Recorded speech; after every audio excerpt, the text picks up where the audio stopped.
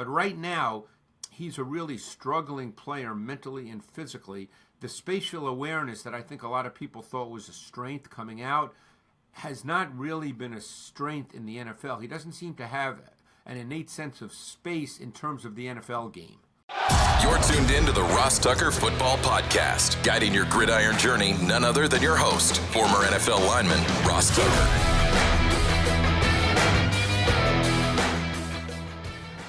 Oh, yeah, it is. But it's not just any Ross Tucker Football Podcast. It is a teaching tutorial Thursday. That means the Honorable Greg Cosell is here and class is in session. Can't wait to ask Greg about these three huge matchups and some of the other things going on around the NFL. We'll already have winners tomorrow. I love sending you guys signed press passes, signed merch, whatever you want in the mail. All you have to do is somehow engage with @RossTuckerPod on any social media platform, or @RossTuckerNFL if I'm posting about the show. A reply, a comment, a quote post, whatever. We see it. Or you can just take advantage of any of our awesome sponsors, WesherHome.com/Ross, or buy a box for a great holiday gift, future fans using the code Ross. I love the YouTube shout outs as well, youtube.com/RossTuckerNFL. All you have to do is make a comment there. I'll do a cameo style video for you, which people love. Anyway, a lot to get to. It's Big Show time. The Big Show. Greg Cosell, of course, presented by Smirnoff, the world's #1 vodka. Please drink responsibly. Greg, there's a lot to get to. Let's start with tonight, of course. Yeah. It's always fun when we have a big one on Thursday night. I'll be in the booth for Westwood One with Iron Eagle. Beautiful. Really looking forward to that. Yeah. It's the Commanders and the Eagles. I'm sure you have stuff to say about both teams. I'll just give you a blank slate. Start where you want. I mean, there's a lot to say here on both sides, and we can't get into everything. I will say this, that I thought last week the Steelers had a really good game plan approach against the rookie quarterback, Jaden Daniels, who probably looked the most uncomfortable of any of his games this season. And one reason I think for that, well, there's two reasons. Number one, I think they did a really, really good job, and this was obviously game plan, with disguise and late coverage rotation. You're always trying with any quarterback, but certainly with a young quarterback, to try to make him have to think through the process as he takes his snap. Because now, as time starts moving, and it happens very quickly, as you know, if you're just uncertain as to what you're seeing, that becomes a problem. The second part of that is because the Steelers are very good with their defensive front and very good with pass rush, and as you know from studying since you're going to be in the booth, that the Commanders' O-line is, playing with a lot of backups, and I assume that's the case again tonight. I assume Trent Scott will still be at right tackle. I don't know what Wiley's situation is. They've been playing with the rookie Brandon Coleman at left tackle.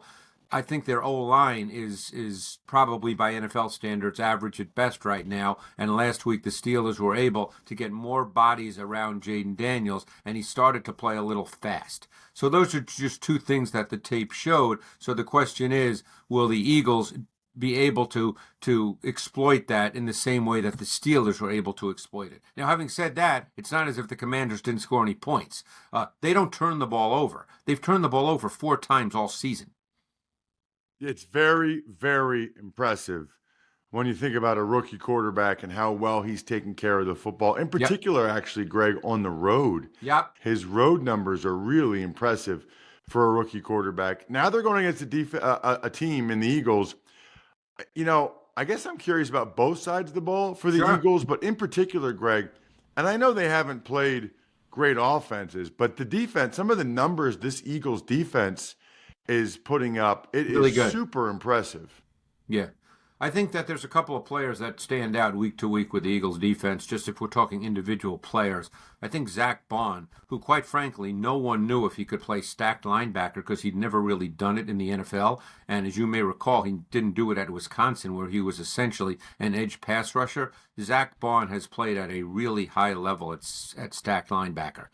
The other player is Cooper DeJean. Since Cooper DeJean has become a starter, I believe week 5, The Eagles have played the second highest percentage of nickel defense in the league, close to 90%. They do not play with three linebackers. They play nickel. And DeJean is the kind of player that can be a factor in your run game as well as, obviously, in coverage as a slot corner.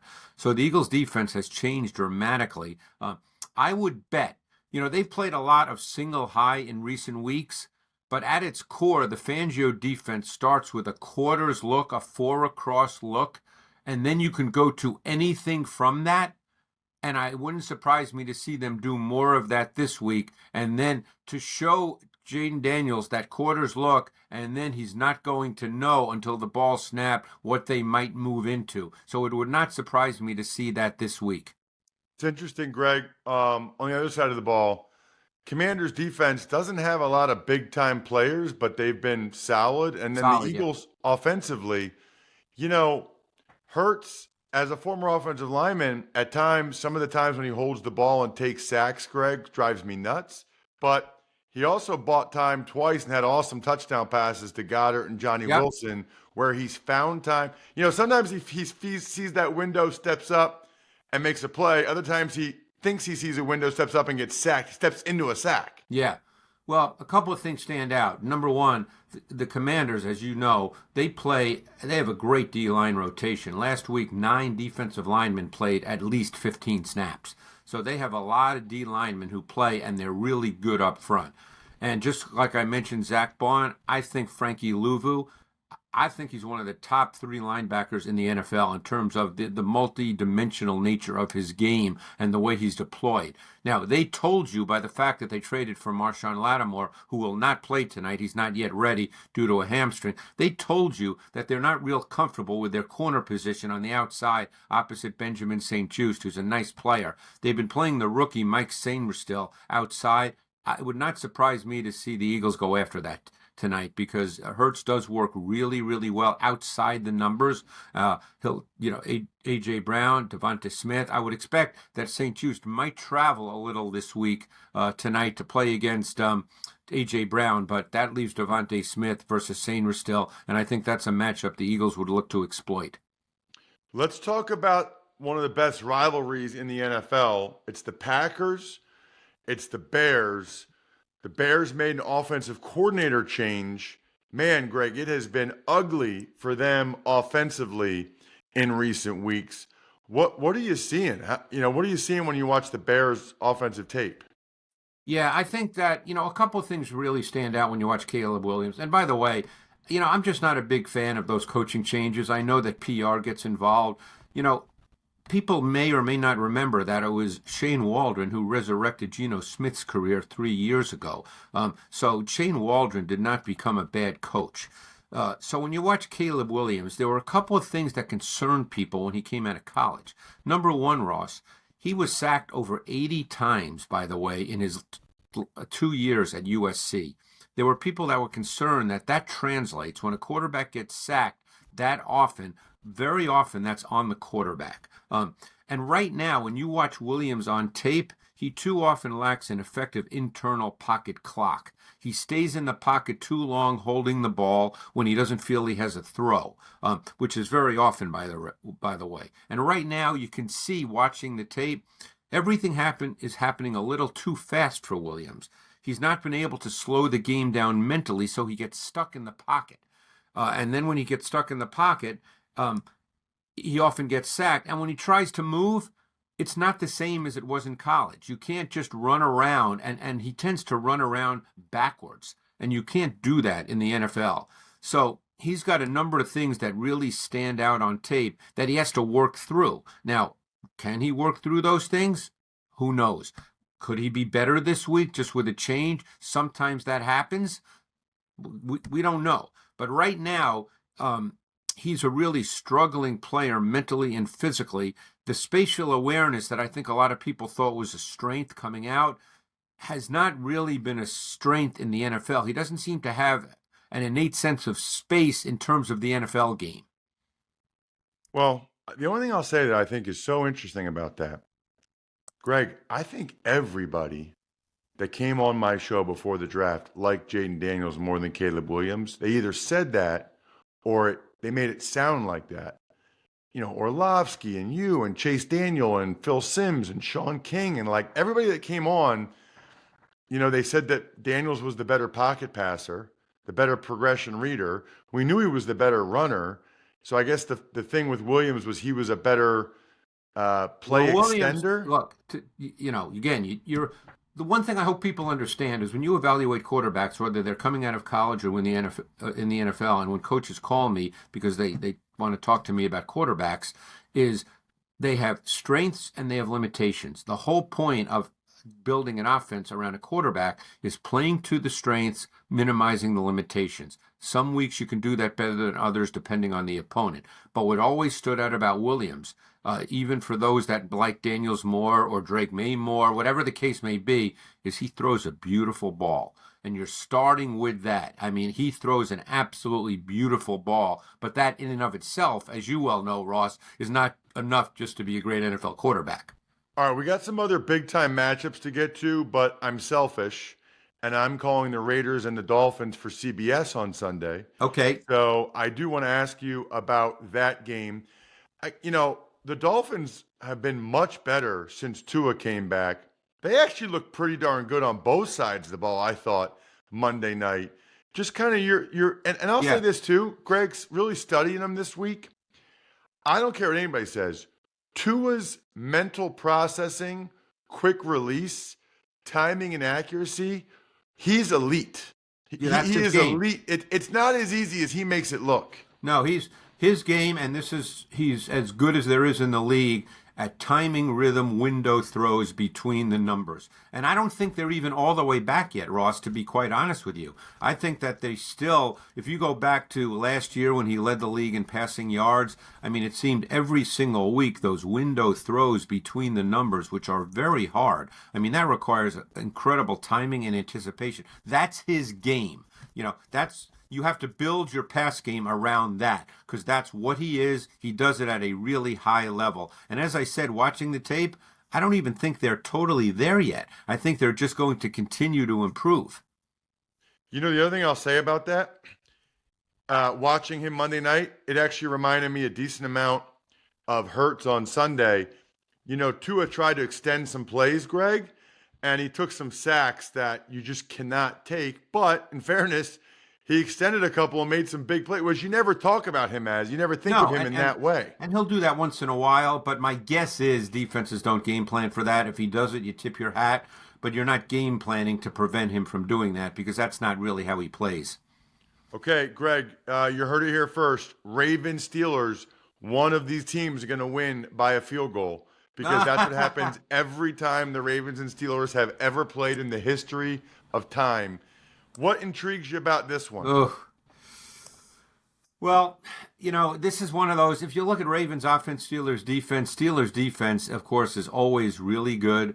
Lamar has sometimes struggled against that defense. They're just a really good defense. They're fast. They're well-disciplined. They're smart.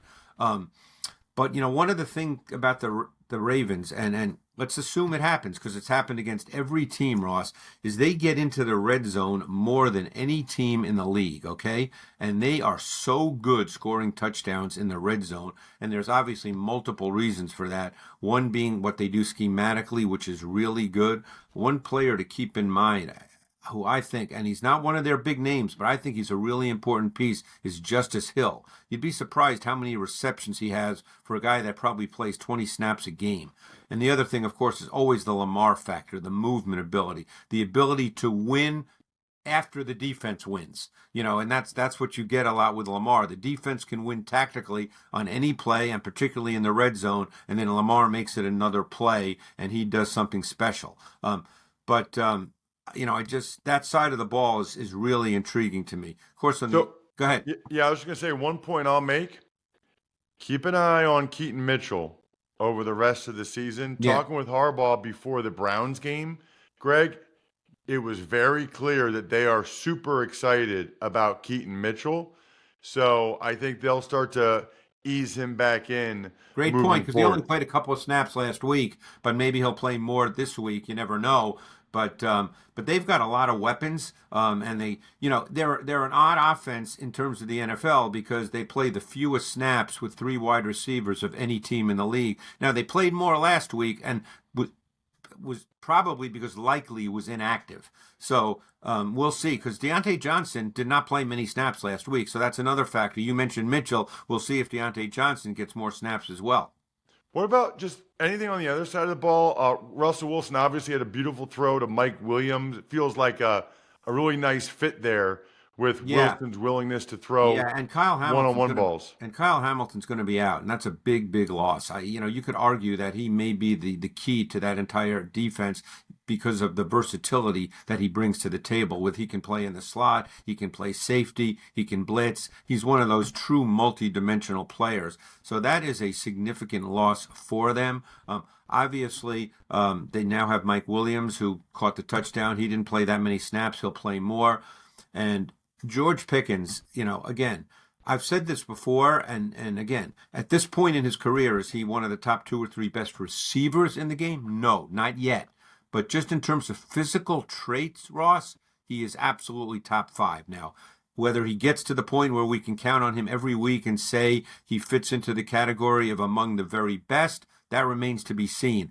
But he is a really tough player to defend, and I'm going to be really curious to see how the Ravens go about that. Bills, Chiefs, arguably game of the year so far this year, Greg. What are you thinking in this one? Well, there's a history here. They seemingly play every single year, some years twice. And keep in mind that last year you go to that playoff game, and the Bills offense, they almost played that game last year to minimize risk, because the longest play they had against the Chiefs last year was 18 yards. They really didn't try to push it down the field. They're not really, even with Josh Allen, the way Joe Brady is orchestrating this offense, they're not really trying to push it down the field. Now, Coleman will be out again. I don't know Amari Cooper's situation. He did not play last week. But they are really kind of a condensed passing game and really a running football team, and they score a lot of points. So it's hard to say that they're doing anything wrong, but they don't really push it down the field, which is surprising given Josh Allen. But the Chiefs are a really, really difficult defense to play against, and it would not surprise me, again, if the approach is more to minimize risk than attack with big play concepts, because there may be no deep coordinator in the league who uses his defensive backs better as blitzers than Steve Spagnuolo, and it's really difficult. 2 thoughts on that. One is Keon Coleman, even though he's not a burner, he is a guy that can make some plays down the field, but he'll be out. And it makes it a little bit surprising that they moved on from Valdez-Scantling, because he did provide that, right? Like, they would put him in the game. You had to be aware of the deep posts, like he can run. But they moved on from him, and then he just had his best game in years for the Saints. How crazy is that? Crazy. All right, what about the Chargers and the Bengals? That's a good Sunday nighter, Greg. That's an important game for both those teams. Yeah, and two teams that play totally differently on offense. By the way, I thought Burrow's game, even in the loss against the Ravens, was one of the best quarterback games of the season. But the Chargers are another fascinating team because it's Greg Roman is the offensive coordinator. And for people that may not remember, Greg Roman, he was out for a year, but he was the Ravens coordinator prior, and he's a run-first coordinator. And that's basically the way the Chargers play. And people know that he used in Baltimore Patrick Ricard, who was essentially a 5th offensive lineman. He's listed as a fullback, but he was essentially a 6th offensive lineman, because he's not really an eligible receiver, even though he was. So he's doing the same thing with the Chargers. They play a defensive end named Scott Matlock as basically their Patrick Ricard. He lines up as an I-formation fullback. He lines up as an attached tight end. He lines up as a wing tight end. He lines up offset in the backfield. And he plays 20 snaps a game, and they run the football. And there's not a lot of mystery in what they want to do, but there's a ton of multiplicity in their run game concepts. So they're a very difficult offense to defend in terms of run support, how you build your run support, because they're so multiple with their run game concepts. It's such a good point, because they can insert that guy so many places. Yep. And creates extra gaps that defenses are not used to going against. You're right. First of all, they're not used to going against those extra gaps. Secondly, they're not used to taking on a man that big, the people that have to take him on. That's a off the ball backers, yeah. DBs. It makes them very uncomfortable, and they're very awkward doing it at times. No, because sometimes, depending on the nature of the run game, when he's an ISO lead type blocker, depending on the nature of the defensive front, sometimes he's doing an ISO lead block on a safety. That happened this week against the Titans with the safety Mike Brown, and he just pancaked him. Because he's 275 pounds or 280 pounds. All right, what about, Greg, the Seahawks and the Niners? That's another one, kind of like the Chargers-Bengals, where it's super important for both teams. Both teams. And the Seahawks coming off a bye. It's interesting with tape study, and I had this conversation with Hugh Millen, who the former NFL quarterback who does a ton of work with Seattle, and we were talking about Dotson, the linebacker, and we were saying, God, on tape, he just doesn't look very good, and he's a weak link in their defense, even though he was their leading tackler, because the tape told you that, and then what do they do this week? They cut him. So, the tape tells you. None of this, when you're watching tape, none of this is bold and controversial. But I think the 49ers are the bigger story now. Last week, I thought that their offense with the pass game really started to look like the offense. You could say it's because McCaffrey's back. He wasn't the one making the catches, but they can do so much more with him from a formation perspective, from a motion perspective, and they really started working the middle of the field exceptionally well with their pass game, which is the foundation of the Kyle Shanahan pass game. So I would expect them to continue to get better. Love it. Check him out on social media at Greg Cosell, so you always know what he's up to, what he's doing, including the awesome NFL matchup show on ESPN, ESPN2 every weekend. Thank you, Greg. Thanks, Ross. Appreciate it. Greg is like a gift to all of us every single week. You know what else is like a gift? Getting your significant other a brand new shower. How about this? My guys over at westshorehome.com, and not just guys, gals, everybody, they are doing free installation plus 18 months, no interest, no payments, and for showers only. Not the full bath remodel, although, by the way, they have the full bath remodel, but they're guaranteeing install by Christmas or it's free. Talk about an amazing Christmas gift for your kids, for your wife. That is incredible. Highly recommend it. That'll be like the most excited your wife has been for something you've given her in a long, long time. Or your kids. I did it. westshorehome.com/Ross. westshorehome.com/Ross. Best Christmas gift ever. All right, it is your last chance to take advantage of this awesome contest via my friends over at Smirnoff, the world's #1 vodka and an official vodka partner of the NFL. They are giving fans in select areas of the country a chance to win the ultimate game day experience, from tickets to sideline passes and so much more. Just head to WeDoGameDays.com until November 15th, that's this week, to enter your chance to win. Please drink responsibly. Smirnoff number 21 vodka, distilled from grain, 40% alcohol by volume. The Smirnoff Company, New York, New York. Please do not share with anyone under legal drinking age. No purchase necessary. 21 plus. Ends 11/15/24. See rules at website for participating area and other important details. Sponsored by Diageo Americas Incorporated, New York, New York. Again, go to WeDoGameDays.com. Smirnoff, We Do Game Days. Tux Takes. All right, Ross, the starting quarterbacks were announced in Indianapolis, Jacksonville, and Vegas. Anthony Richardson, he is back as the starter in Indy. The Jags, they are sticking with Mac Jones, and the Raiders, they are going once again with Gardner Minshew. Well, I think Minshew pretty clearly is probably the best option the Raiders have. I don't know that that's a great option, but that's the best option they have right now. I think he's probably a better player than Desmond Ridder, and obviously the Raiders do as well. It does sound like Trevor Lawrence, Jack, might be able to come back for the Jags after the bye, and that would be a situation where, boy, Doug Peterson really needs Trevor Lawrence to come back after the bye, to be healthy, to play very well, and for them to win out after the bye, you would think, to keep his job.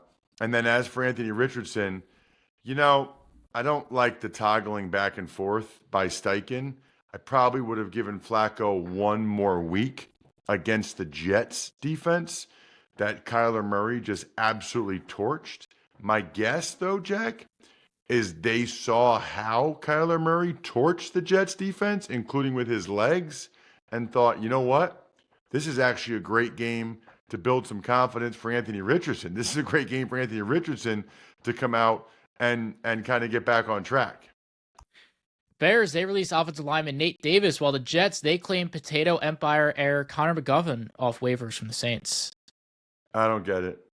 You didn't see that article last week that he's like the heir to a $500 million potato company? Connor McGovern? Yeah. No. The Jets won? The Saints won? Yeah. How would I see that? Because it was trails everywhere. I saw it. I did not see it. And Nate Davis, boy, that was a bad free agent signing for the Bears. I think he got $20 million for like a year and a half for 13 starts. Didn't really play well. That's bad. And we have another big Thursday night football matchup tonight. The Eagles, they're hosting the Commanders. Who do you like in this one?